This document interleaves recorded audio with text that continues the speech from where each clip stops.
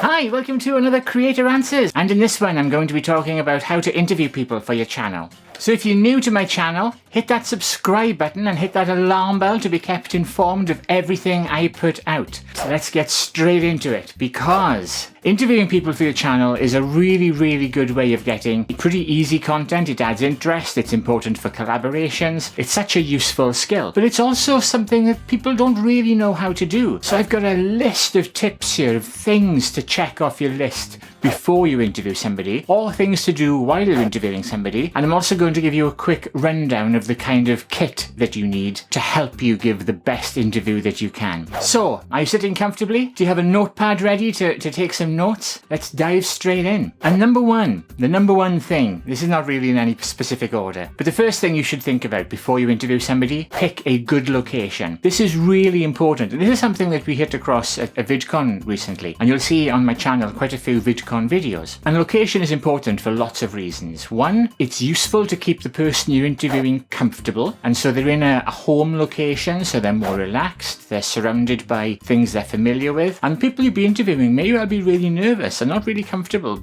talking on camera. Also, consider the background music, what's going on behind you. A lot of people will just go to the nearest coffee shop and dive straight in. If you've got music playing in the background, that could get a copyright strike on your video, instantly demonetizing your video and kind of ruining the whole thing. So the magic of walking. Yeah, the magic of walking. The magic of walking. Going through doors. So be very mindful of background noise. Now, later on we'll cover some ways that you can mitigate background noise, but background music is definitely something you want to avoid because you're going to get demonetized for that. So consider your location carefully. Number 2, think about the goals for your video. What are you trying to achieve with your video? And I've got, again, a couple of good examples on my feed. I've got a couple of videos where I was really focused on what I wanted to get from the person I was interviewing. And then I've got some others that were just kind of for fun. And it's great, it's content for my channel, but they're not really going to add an awful lot of value. As even though they're entertaining, my channel's niche, this particular channel, is all about delivering value to somebody who wants to grow a YouTube channel or a video channel or whatever you're trying to do. So some of those videos, while they will end up being aired, content is good, they're kind of more entertaining than really providing any value. So think about what you're trying to get from that video before you start. And I promise you, it's a mistake that we all make over and over again. There's a couple of examples popping up in the cards where you may have seen the interview with Andrew Kahn, which was really packed with value and was full of useful tips. But then I did another interview, which was just like a chat about, hey, isn't everything great? Not an awful lot of value from that other than being entertained. And also, of course, it proves a good example for this video. So think ahead about what you want to achieve from your video. Have that clear in your mind before you start. Number 3, write down your questions. Know exactly what you're going to ask, and even send them to the person you're going to be interviewing. But again, I've just winged this before, but it's always easier if you have a set of questions that you're going to ask, and if the person you're interviewing has time to prepare some good answers, you're going to get good content. So writing your questions down, preparing them, knowing exactly what you're going to ask, and rehearse those questions is very useful. All of this ties into planning your video, planning your interview. So prepare your questions, write them down, and practice from before. Practice. Talk on the way to the interview, chat, get used to saying, so what do you think about the crisis in Syria, or whatever. Think about what you're going to be asking and practice it. So your delivery sounds fast, it sounds clean. You're already doing your call to action practice with your like, comment, share, subscribe mantra. It should be the same with your patter in the interview. Practice it. See, I've written down my points right here. Oh crap, that reminds me, white balance. Skipping ahead here. Forgot to do this. White balance. Must make a note. See, prepare. Forgot to do that. Number 5, think about the platform that you're delivering your content on. Is it going on YouTube? Is it going on Facebook? Is it going on Instagram television? All the new platforms that are going out. What audience are you appealing to? Consider that in the planning of your video. And that could be a simple matter of which way you put your camera around. If you're recording for Instagram, you want to be in portrait mode, right? Or if you're just setting up in horizontal mode for Facebook or for YouTube, think about how you're framing your video. It's very hard to interview people on Instagram, by the way. Got another example popping up in the link below of where I've tried interviewing people in Sephora, and you've basically got half of our heads in because of the portrait mode. So it's quite difficult to get 2 people in the frame in Instagram. It's not designed for that type of content.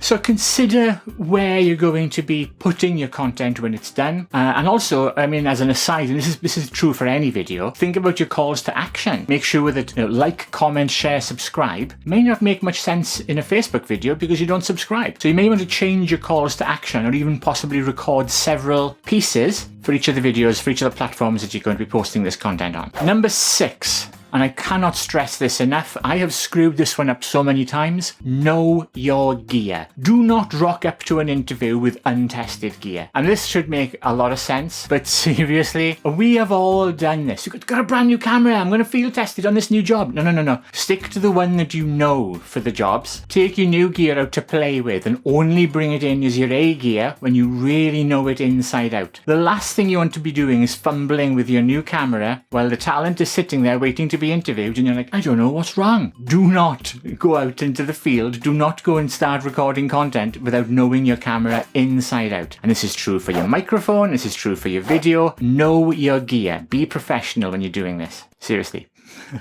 And this is a general tip that works for everything, but you've got a live audience if you're going out interviewing people. Number 7. There's 2 here. There's kind of 2 which tie in side by side here. Don't obsess over one thing. While it's important to get the talent to say what you want to deliver that piece of content. Also, don't hound them to the point where it's toe curling and a little bit awkward, unless you're doing like a political interview or something like that, where that's exactly what you want. But be careful about obsessing over points. Don't appear like you're, a lunatic. It'll make the talent a little unsettled. So be careful of that, okay? That carries on to the next tip, number 8. Don't be afraid to be kind of annoying. It's okay to badger somebody to get that point. Just don't be a dick about it. Unless that's the demographic you're trying to go for. And this really depends, I guess, on where you're pitching. And again, this goes back to planning your content. But you can be cheeky, and you'd be surprised what guards will come down when you are interviewing people. So keep that in mind. And if the person you're interviewing isn't giving you what they want, be a bit cheeky. Ask for it. Or, ask them, rephrase the question in a slightly more direct manner. Something to consider. When the interview is finished, but your camera is still rolling, write a few notes. People will often open up because the interview is over, but you're still recording. And it's amazing how many incredible nuggets that you will pick up when something is off the record. Now, if they tell you this is off the record, then clearly you can't use it. But it's amazing what you will pick up from people once they're relaxed, they're off, the pressure is off, and they're going to start chatting with you. So don't be afraid to keep rolling, keep the gear running, while the afterglow period, it's kind of like we're done now. That was great, yeah. Well, what do you think about that thing? And it becomes a bit chatty and conversational. You will get so much from that. Or time and time again. And even if you can't use the person on camera, it may make for some great B-roll or some great intro and outro to the video. Keep that in mind. Keep rolling. Kind of sneaky, but Number 10, make sure the talent feels important. Make sure they feel able to talk about the thing that they want. Again, if you're doing a political hardline interview, then yeah, beat them with a stick. That's a different thing. But for the type of content we're probably going to be doing here, let the talent, and by the talent, just to be clear, I mean the person you're interviewing, let them feel like they've got a voice. Let them feel like they're on a stage and they can get their point across. Make them feel important. Make sure the questions you ask them allow them to puff up their chest a bit and say with the things that they want to talk about. That's fine, and that'll get you much better content than someone that feels insecure and nervous and timid. Let people feel, empowered. Ask them open questions. What do you think we should do about that problem? I've been on television interviews myself, which are really random. It affects your ego a little bit, but you're like, so as a transsexual, what do you think of the problems in Syria? I'm like, what? Oh, well, if you're asking. So you feel good when people ask you those sorts of questions, Don't be afraid to use those for your talent. It'll bring them out of their cage a little bit. Bring them out of the box a little bit. Number 11. I'm running out of fingers here. Try to ask questions that your talent is passionate about. Another good example, look at the Andrew Kahn video that we just done. He was passionate about that subject and he was knocking answers out of the park. The guy was amazing. Link is popping up above about how to grow your channel on YouTube. That's something that the talent, that's something Andrew was really passionate about. And he was just bang, bang, bang with the knowledge and the information. It was a great interview. You let the talent be passionate. Allow them to really get into their stride to the point where you may just want to stand back and hold the mic. You're just a mic stand at that point, letting the talent deliver all that great content for you. You can edit it all back down later if you need to, but if you've got talent that's passionate and empowered about the subject they're discussing, the video is going to film itself. You're just going to be, yeah, just stand there and nod. That's all you got to do. Number 12. Somewhere. Don't fan out on the subject. Let me give you an example. I recently interviewed Nick Nimmin at VidCon, and I had my script in my head. I'd written the interview. I knew exactly what we were going to discuss. And then I had to interview Nick Nimmin. Now, Nick and I chat like every week, okay? He consults. The guy is like a legend. And that's fine. And I thought everything was fine. My mates, this is going to be fine. And then suddenly I found myself in VidCon surrounded by other creators watching me interview Nick Nimmin, recording it there and then. Nerves landed. And I watch this little clip from this video hasn't come out yet. We're launching. We've done collabs on each other's channels. Hello, gorgeous. How are you doing? Welcome to. Look, it's Nick. Look at this. Totally thrown me off track. I'm just like, there's Nick Nimmin. I put like so much into it. Yes, and here on the channel we're going to be talking about this, and now Nick Nimmin's here, and he's going to be. I just like.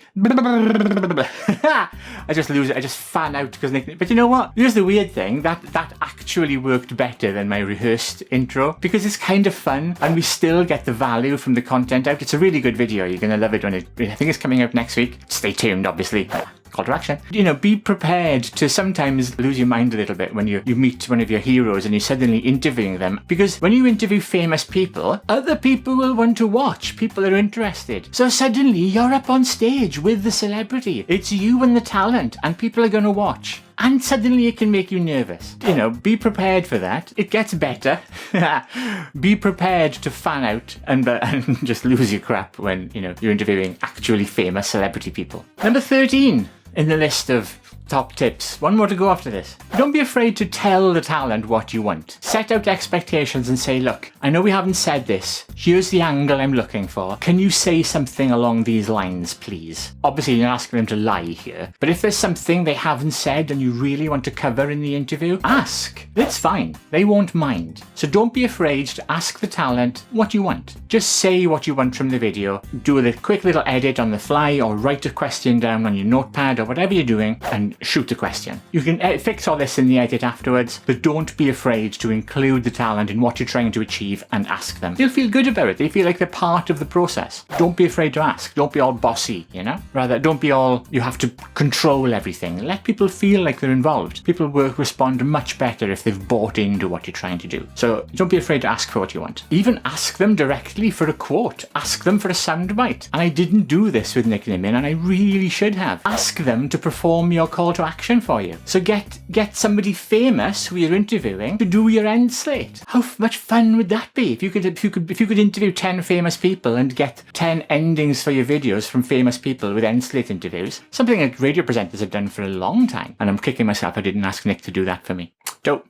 Hot dog. Finally, and possibly the most important thing about all of this, because none of those previous steps will matter if you get this next step wrong. Get the right equipment. Now, funny enough, the interviews and collaborations I've just done with Nick Nimmin cover interview equipment. But here's a couple of things you want to have with you. A notepad, or a way to write changes to your questions down on the fly, so that if you need to rephrase things, you've captured that, because some interviews can be quite long. The right microphone. Now, you've seen this on pretty much all of my interview videos, and this is a Rode interview microphone. Now, I use it with a radio pack at the bottom. There's lots of ways of hooking this up. I've got a video coming out soon that explains how to use this microphone effectively, but I promise you, you need a good microphone. You can't interview somebody for a video with the camera set several feet away in a noisy environment and expect to get good results. You can't hear anything. The noise will annoy your viewers. They'll be clicking the off next video quicker than you can shake a stick thing. So get the right equipment. And sound, video, people can be walking in front of the frame. They can be annoying. If they can hear you, they're going to keep watching your video. Sound it's important in every video. In the interview video, it is the most important thing to get right. So get the right gear, learn how to use it. And I highly, highly recommend using an interview microphone like this. It makes a huge difference to your content. And that is it. That is my 14 top tips, 14 steps to conducting great interviews for your video channel. Now, coming up, I've got another video on how to be interviewed, which is kind of this, but in reverse. See, doubling down on the content, adding value, right? And I've got some more interviews coming up and all sorts. So as always, thank you so much for watching. Please comment, like, share, subscribe. I really hope you got some value from this. And as always, leave your comments below. I love to get your feedback. Popping up over there is my most recent video, and down below it is the video YouTube thinks you should watch next. And I will see you in the very next show. Thank you so much for watching. I love you guys. Bye. Mwah.